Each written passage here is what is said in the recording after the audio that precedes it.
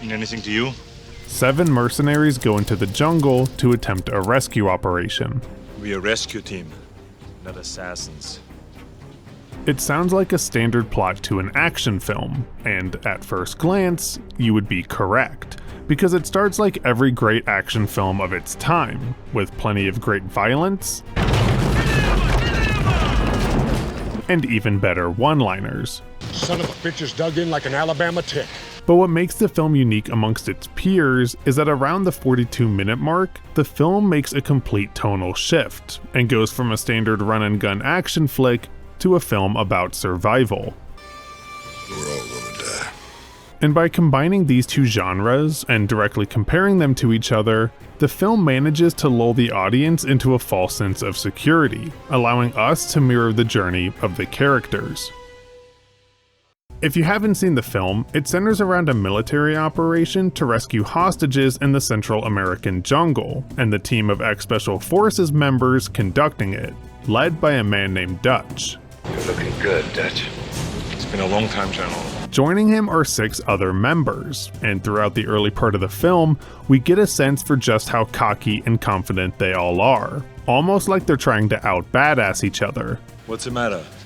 The CIA got you pushing too many pencils?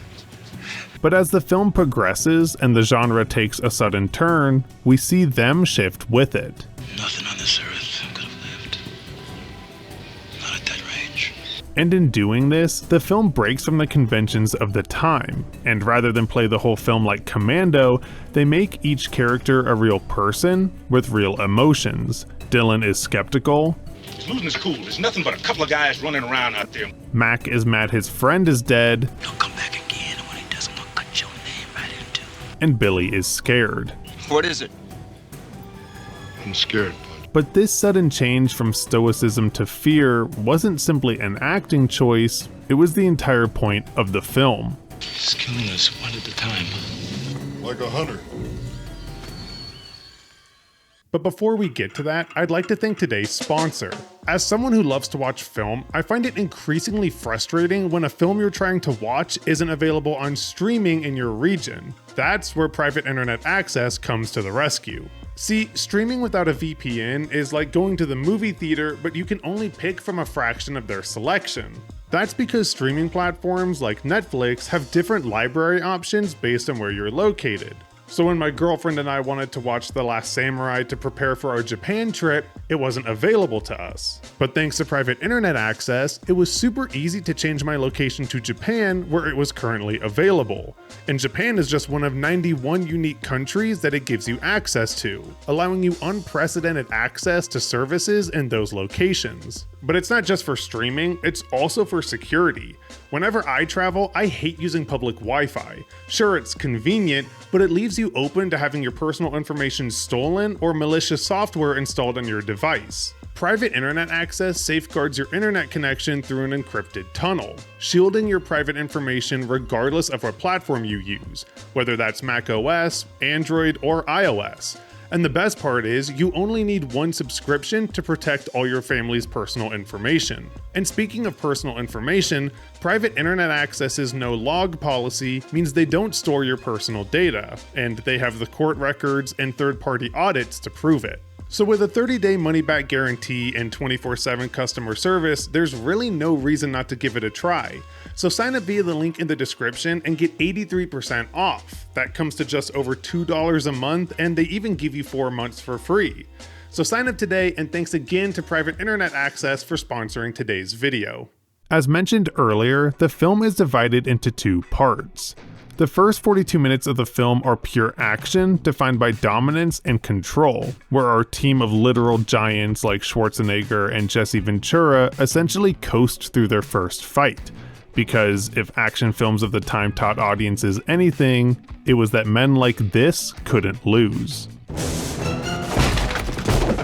Knock, knock. They move with a distinct rhythm and like a unified, unstoppable force.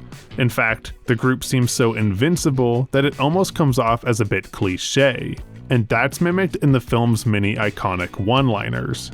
If it bleeds, we can kill it. In a way, a guy came up on the right side of me and I saw him in my peripheral vision and I took my knife and nailed him through the heart and he got stuck in this pole and I said to him, Stick around. And during this whole scene at the camp, the action is almost cartoonishly cathartic, with explosions and bodies flying across the screen. It's basically genre comfort food, treating our protagonists as the apex predators. It's pretty sophisticated for a bunch of half-ass mountain boys. But director John McTiernan leaned into that tone intentionally in order to camouflage the true nature of the film. I wanted to do an old-fashioned popcorn movie. That's what this is. In other words, he wanted the audience to relax and assume this was simply Commando 2. She's your baggage. You fall behind and you're on your own. unbelievable the amount of action that they allowed me to do. That is, until Blaine is taken down in mere seconds by an enemy that we can't see, and suddenly the calm and controlled composure of the team instantly crumbles, and they spend the next 60 seconds blindly firing into the jungle. This is the moment that the remainder of the action fantasy dissolves. What happened? I saw it. You saw what? I saw it. All these guys have giant guns, and they're helpless. No blood, no bodies. We hit nothing. At this point, everything in the film has changed, and the competent team from the beginning is now defined by helplessness and vulnerability.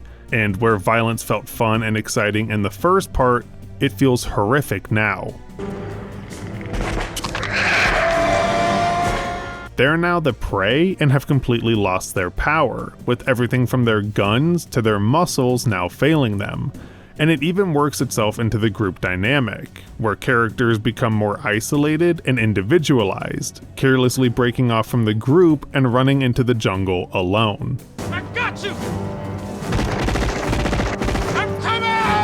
And the jungle also seems to shift with the film, now acting as more of a labyrinth than simply a backdrop, which is heightened even more by the camera.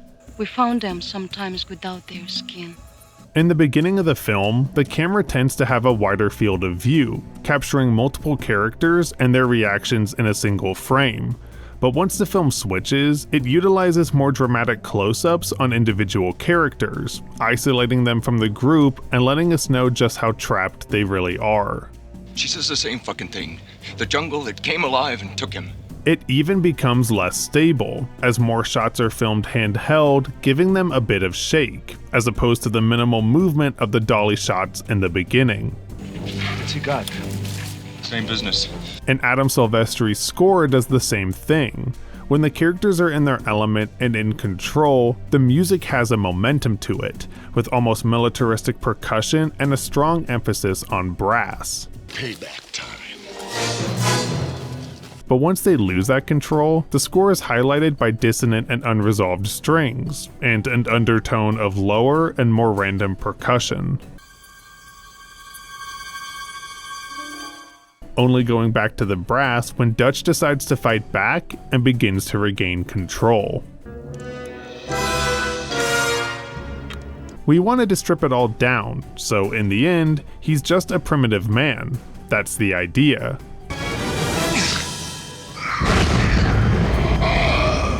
Setting up one of cinema's most iconic fight scenes. You one ugly motherfucker. Predator is one of those films that came out at the perfect time.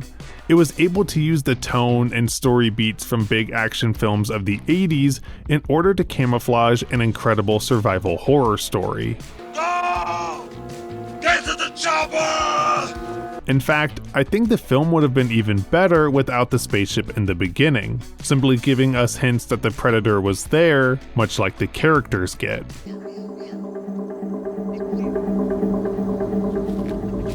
But regardless of this decision, what's clear is that while each portion of the film works on its own, when they're combined, it creates a masterpiece. Come on, kill me, I'm here!